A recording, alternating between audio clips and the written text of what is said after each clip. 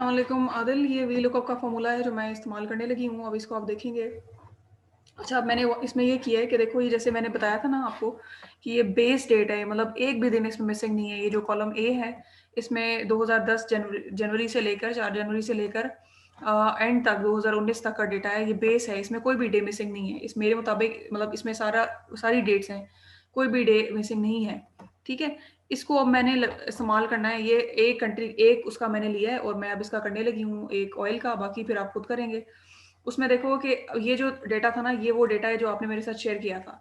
अब मैं ये चाहती हूँ कि ये जो वैल्यू है ना, फॉर एग्जांपल ये एक 4 की जो 4 जनवरी की जो वैल्यू है वो उसके सामने आए। अगर 9 जनवरी की वैल्यू नहीं है तो उसके सामने ये 0 लिखा है, ताकि इसको मैं सेलेक्ट करूंगी कंट्रोल एफ करके, फिर कंट्रोल आर रिप्लेस कर दूंगी 0 से, ठीक है? तो मैं ये चाहती हूँ। तो ये मैंने कैसे किया है वो मैं बताती हूँ आपको। देखो, यहाँ पे मैंने वी लुकअप का फॉर्मूला लगाया है। वी लुकअप का फॉर्मूला फंक्शन स्टार्ट किया A2 से, और आज ये A2 है जो मुझे चाहिए। मैं चाहती हूँ कि सारी वैल्यूज को 1 bye 1 A2 A3 A4 and तक ये जो वी लुकअप है इनको सर्च करे इसमें। तो ये इसको इस वाले टेबल अरे में सर्च करेगा, तो इस 4 जनवरी के सामने ये वाली वैल्यू है तो उसके सामने यहाँ पे निकाल के रख देगा। फिर वो इस वाली वैल्यू को इस टेबल में इस 2 कॉलम्स में सर्च करेगा, उसके सामने वाली वैल्यू उसके सामने जिस कॉलम के आगे उस जिस डेट के आगे उसे नहीं मिलेगी वैल्यू, उसके आगे वो नॉट अवेलेबल लिख देगा, ठीक है? तो ये इस तरह से होगा। अब मैंने क्या किया, ये देखो A2 तो ये वैल्यू थी डेट की, मैंने दे दी कि जो मुझे चाहिए, मैं चाहती हूँ कि इस में से ढूंढे वो। फिर मैंने टेबल एरे ये दी है, टेबल एरे मैंने ये 2 कॉलम की दी है, ठीक है? अब टेबल अरे मैंने चूंकि मैंने सब पूरे 10 साल का पे यही फॉर्मूला अप्लाई करना है और बार बार मैंने चेंज नहीं करना था, तो मैंने ये जो टेबल अरे है ना, इसको मैंने डॉलर साइन लगा दिए कि हर वैल्यू को वो पूरे उसमें टेबल में देखे, इस वैल्यू को भी पूरे टेबल में देखे। टेबल की सेटिंग चेंज नहीं करनी, मुझे सारे वैल्यूज को इसी टेबल से चेक कराना है।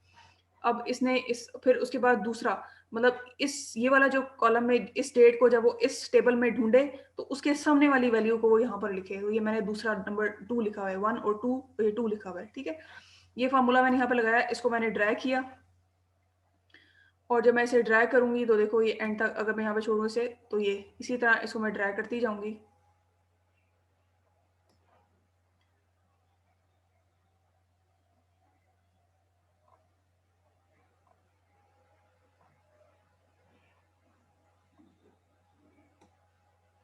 ठीक है, ये मेरे पास सारी चीज, ये वैल्यू ये आ गई, ठीक है? अब मैंने इसको इस तरह ये फॉर्मूला लगा हुआ है हर एक पे, ठीक है? अब मैंने इसको भी कुछ नहीं करना, इसी तरह मैंने बाकी 2 3 4 जो मेरे और कॉलम्स है ना, 3 कंट्रीज हैं और एक गोल्ड का डेटा है, वो मैंने बना लेना है। फिर मैंने एक और शीट बनानी है। एक और शीट जब मैं बनाऊंगी तो ये डेट तो बेस रहेगी ना, ये डेट फिर वो वाली जो बाकी वैल्यूज आएंगी वो मेरी अलग अलग आप शीटें बना लें तो आपके लिए हेल्पफुल होगा। ये एक शीट रहने दें, इसी तरह एक शीट गोल्ड की बना लें, एक शीट आप जो है वो बाकी कंट्रीज की बना लें, इसी तरह। फिर जितनी ये जैसे अभी आ गई ना, इसमें से मैंने कॉपी करना है। डेट का कॉलम तो सेम रहेगा ना, क्योंकि इसमें कोई डेट नहीं है जो मिसिंग हो, ये पूरी मतलब 30 डेटें हैं सारी। अब इसको मैंने कॉलम को कॉपी करना है, ये फाइनल जो शीट मेरी बनेगी, यहाँ पे मैंने आके पेस्ट वैल्यूज कर देना है।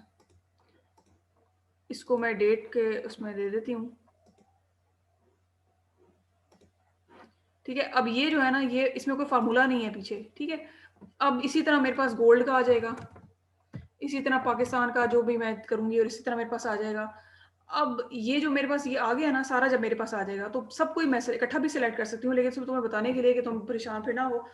ये देखो, ये इसको कॉलम को सिलेक्ट किया, कंट्रोल एफ किया मैंने, और मैंने पहले मैं बल्कि लेट मी कॉपी इट, इसको मैं कॉपी कर लेती हूँ, ठीक है?